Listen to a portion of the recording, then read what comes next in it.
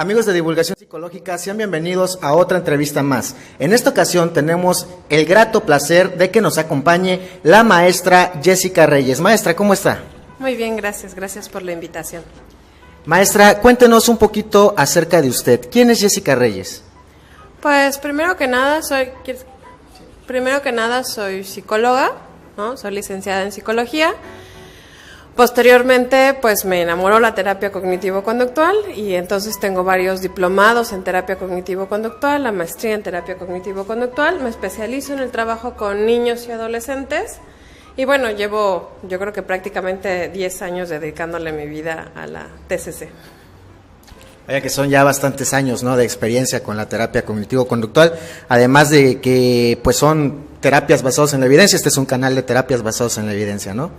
Y cuéntanos, maestra, de su trabajo, de lo que más recurre a su trabajo son el quehacer terapéutico con niños y adolescentes, ¿no? Así es, básicamente la mayor parte de la población que atiendo son niños y adolescentes y bueno, a sus papás, que siempre que trabajamos con niños y adolescentes pues tenemos que considerar que la familia debe aprender cosas nuevas en conjunto, ¿no? Cómo ayudarle a los pequeños a regular sus conductas o sus emociones y pues las principales guías pues son los cuidadores, que la mayoría de las veces son los padres, ¿no? Así es, maestra. Y oiga, cuéntanos, una precisamente de las cosas que a los padres más les preocupa es precisamente los problemas de ansiedad que se pueden presentar en los niños, ¿no? Que básicamente es uno de los problemas que más se pueden presentar en este tipo de población. Cuéntenos, ¿cómo se vive la ansiedad? ¿Cómo es la ansiedad en la población infantojuvenil? Dependiendo de la edad vamos a encontrar distintas características. Por ejemplo, en los niños más pequeños, hablando aproximadamente entre los 2 y los 5 años, la mayoría de las manifestaciones que vamos a tener para observar problemas emocionales pues van a ser el llanto. ¿Qué nos va a estar diciendo que estamos hablando de ansiedad? Que muchas veces esas situaciones de llanto van a ser ante cosas como cuando se quedan solos en el cuarto, cuando se apaga la luz, cuando se acercan objetos desconocidos, cuando hay una situación nueva. Sin embargo, es difícil el diagnóstico cuando no consideramos el contexto, porque lo único que vamos a estar viendo es llanto frecuente. Cuando van a la escuela, al entrar a algún lugar, y entonces vamos a estar observando, pareciera ser manifestaciones muy parecidas, que podrían deberse a muchas cosas, pero si no analizamos el contexto puede ser un poco engañosa la situación por la que estamos pasando, ¿no? Entonces, entre los 2 y 5 años, la manifestación más común es llanto, vómito, regularmente como respuesta fisiológica, o dolor de cabeza o de estómago. Pero conforme va pasando la edad, es decir, entre los 6 y los 9 años, pues ya vamos a tener algunas ideas que nos van a decir como no quiero ir a la escuela, o no me dejes solo, o hay un monstruo, ¿no? Situaciones más elaboradas. Y conforme son más grandes, pues podemos ya ver todo el grupo completo de manifestaciones que tenemos en cualquier persona con ansiedad, es decir, pensamientos de que algo malo o dañino va a ocurrir, sensaciones fisiológicas como taquicardia, sudoración, náuseas, dolor de cabeza, y vamos a tener respuestas conductuales muy claras como evitar o escapar de esas cosas que consideramos amenazantes, ¿no? ¿Cuáles son las situaciones o las cosas, digamos, ante las que más se presenta la ansiedad? En una encuesta que hizo el Instituto Nacional de Psiquiatría, que es la encuesta que se ha hecho más grande de epidemiología a nivel nacional, se encontraba que el trastorno más frecuente en la población infantil era el trastorno de ansiedad por separación. Era el que tenía mayor prevalencia y mayor duración, no, es decir, que no remitía espontáneamente, sino que permanecía por mucho tiempo acompañando la vida de estos pequeños. Entiendo, maestra. Y precisamente muchos, yo creo que de los que estamos viendo este video, de los que nos están viendo, en alguna vez de nuestra vida hemos sentido ansiedad, y también en adultos los problemas de ansiedad son muy recurrentes, ¿no?, en la clínica. Pero ¿se experimenta en la infancia y en la adolescencia la ansiedad de la misma forma que lo experimenta un adulto? No, yo diría que básicamente el que los adultos podamos expresar muchas de las cosas de manera formal, es decir, que lo podamos verbalizar, ponerle un significado, tener un lenguaje que nos diga qué es lo que nos está generando temor y ciertas experiencias para hacerle frente, y más recursos, es decir, más aprendizajes a lo largo de la vida, hace que nuestras experiencias de ansiedad sean distintas. En los pequeños, la principal dificultad es que, por ejemplo, entre más pequeños son, el lenguaje es más limitado. Y entonces nombrar o identificar aquello que me está generando temor y pedir protección o ayuda o incluso evitarlo o generar estrategias para afrontarlo hace que sea todavía más amenazante y más aversivo esta experiencia de ansiedad, puesto que no hay muchos recursos o no cuento con muchos recursos para hacerle frente a esta situación. Entonces yo diría que la emoción es mucho más intensa y es más difícil regularla. Entonces, digamos, la cuestión de que no tienen estas habilidades que un adulto podría tener para hacerle frente o para confrontar esta ansiedad hace que sea más difícil de llevar para ellos, ¿no? Sí, así es. Ok, maestra. Y cuéntenos, hace rato nos comentaba precisamente de ansiedad por separación, pero además de este problema, ¿qué otros problemas de ansiedad existen o que sean más frecuentes en la población infantojuvenil? Va igual como por edades. En las primeras etapas vamos a tener otra vez, ¿no? Entre los 2 y 5 años, el problema más común de ansiedad que tenemos son las fobias específicas. ¿Qué es una fobia específica? Es decir, miedo a los perros, miedo a la oscuridad. Entre más grandes son los miedos, van siendo más elaborados, pero siguen siendo a algo en particular, como los fantasmas o los monstruos.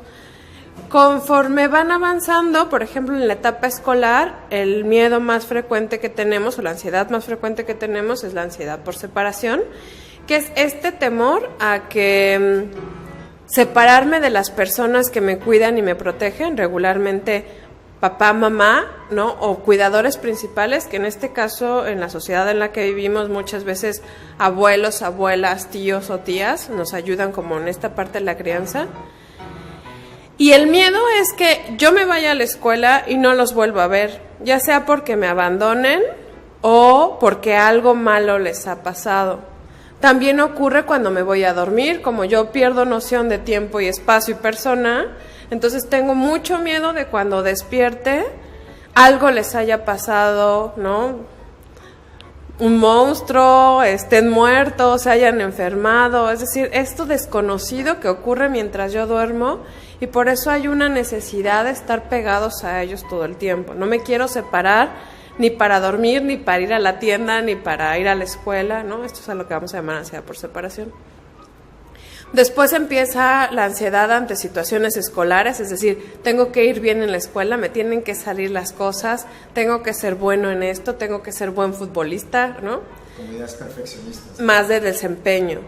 Y cuando vamos a la adolescencia, lo que vamos a encontrar más es fobia social, ¿no? Es decir, este miedo a no pertenecer al grupo y a cometer errores que me excluyan o que me castigue el grupo por no hacer o tener acciones correctas o que sean aceptadas, ¿no? O sea, conforme van avanzando en la edad, conforme van creciendo, la ansiedad tanto se va experimentando de forma distinta, como bien platicábamos hace un momento, y también las situaciones o las que disparan la ansiedad, ¿no? Los estímulos que provocan la ansiedad van cambiando también, ¿no? Van cambiando de acuerdo a la edad y al contexto en el que se presentan. Exacto.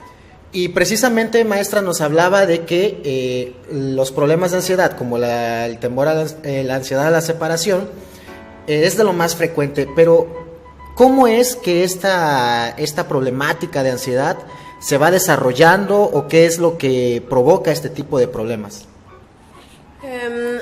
Regularmente tiene que ver con uno de los factores es los estilos de crianza, es decir, los papás que no están atendiendo a las necesidades de manera constante, es decir, que en algunos momentos pueden ser como muy apapachadores, muy pendientes, estar muy atentos al cuidado de los pequeños, pero en otros momentos, por ocupaciones o circunstancias de la vida, se alejan y parece ser que los pequeños no logran entender esta constancia entre cuándo está presente mis cuidadores y cuándo están ausentes. Y entonces ese es uno de los factores que genera mucha incertidumbre porque yo no sé en qué momento los puedo perder. No sé ante qué circunstancias pueden no estar y ante qué circunstancias están presentes. Entonces, el que no haya una regularidad en la presencia, el que yo no entienda cuáles son los ciclos, eso genera muchísima ansiedad y entonces quiero tenerlos vigilados todo el tiempo para que no se me vayan a ir. La otra es que hayan ocurrido situaciones amenazantes, es decir, que se haya tenido un accidente, que se haya visto vulnerada la seguridad de la familia de alguna manera, o que yo empiece a tener conciencia, por eso más o menos como de los 4, 5, 6 años, vamos a estar hablando de esto, que yo empiece a tener conciencia del riesgo que hay en el mundo, ¿no? Es decir, de los accidentes, de la muerte, que se empiecen a tener experiencias como que un familiar haya muerto o que una mascota haya muerto, y entonces que empiece a tener esta conciencia de la muerte, empieza a generar esta idea de que en cualquier momento podría yo quedarme sin esta fuente de seguridad que son mis papás o cuidadores. Muy bien, maestra. Y de acuerdo a estas situaciones que desencadenan estos problemas de ansiedad por separación, ahora bien, ¿cuál es la propuesta o qué es lo que uno puede hacer con estos problemas de ansiedad en niños y adolescentes? ¿Cuáles serían las formas de intervenir desde la TCC, o qué es lo que se puede hacer en este tipo de problemáticas? Bueno, como sabemos, la terapia cognitivo-conductual nos va a permitir trabajar en diferentes aspectos del ser humano, ¿no? La primera que tiene que ver con la regulación de las emociones. Entonces, como en toda terapia para el trabajo de la ansiedad, una de las cosas que hacemos es enseñarles a los pequeños a disminuir la intensidad de la emoción. ¿A través de qué? Pues de lo que ha sido eficaz a lo largo del tiempo para regular la emoción, que son las técnicas de relajación. Es decir, también entrenamos a los pequeños en respiración profunda, en relajación muscular, para que ellos puedan disminuir la intensidad de aquello que están sintiendo. Es muy importante que sepamos que todo el entrenamiento con los pequeños, por ejemplo en relajación, siempre se hace a través del juego, ¿no? No es como lo hacemos las personas que nos sentamos muy formalmente a respirar, ¿no? Sino que, por ejemplo, yo con los pequeños hago bolitas de papel y hacemos carreras para empujar la bolita de papel a través de la respiración, y entonces lo que hacemos es carreras de papel, pero lo que estoy haciendo es entrenar en respiración profunda. O derribamos cosas como en el cuento de Caperucita, de los 3 cochinitos y el lobo, ¿no? Derribamos cosas soplando, pero lo que quiero es que aprendan a meter más aire y a sacar aire de manera controlada. Es decir, estamos entrenando en respiración profunda. Entonces, lo primero que hacemos es regular emoción. Lo segundo que hacemos es empezar a aproximarlos a aquellas cosas que están siendo amenazantes. Es decir, que si el reto es que se vayan a dormir a la cama solos, pues tenemos que generar estrategias de afrontamiento que les permitan lograr esa conducta nuevamente, o que permanezcan en la escuela sin tener tanta atención. Y entonces, para eso podemos empezar a establecer regularidad en el entorno, es decir, vamos a trabajar con el ambiente, a reconocer que, bueno, voy a poder tener una luz de seguridad quizá, que cuando mi mamá me cuenta el cuento y me lavo los dientes ya es la hora de dormir, que siempre es a la misma hora, y después de dormir sé que mi mamá o mi papá o mi abuela entran y siempre me despiertan. Es decir, conforme yo voy experimentando esta regularidad en el entorno, entonces entiendo que después de esto duermo, despierto y ahí está otra vez mi familia. Entonces eso me va permitiendo otra vez, a través de la experiencia, constatar que aquello que estoy temiendo de que me voy a dormir y van a desaparecer es falso, ¿no? Y la última es pues generar explicaciones o interpretaciones distintas, que también lo hacemos con los niños y regularmente lo hacemos a través de los cuentos, o a través de las historias, o a través del juego, o a través del modelado con personajes que van dictando autoinstrucciones o pensamientos que son más del estilo de afrontamiento, ¿no? De hacerle frente a las situaciones, y no de estas situaciones de evitación o apego excesivo, ¿no? Sino que van dictando cosas como, pues cuando salga de la escuela mi mamá va a venir por mí, ¿no? Y entonces lo hacemos a través de historias. Maestra, y ya para ir concluyendo, hace en este comentario nos comentaba que es fundamental, ¿no? Crear situaciones también en el ambiente para que vaya habiendo este tipo de cambios, ¿no? Para a su vez también vayan cambiando las cogniciones de los niños, pero en estas situaciones, ¿cuál es el papel o qué rol desempeñan los padres o los cuidadores del niño?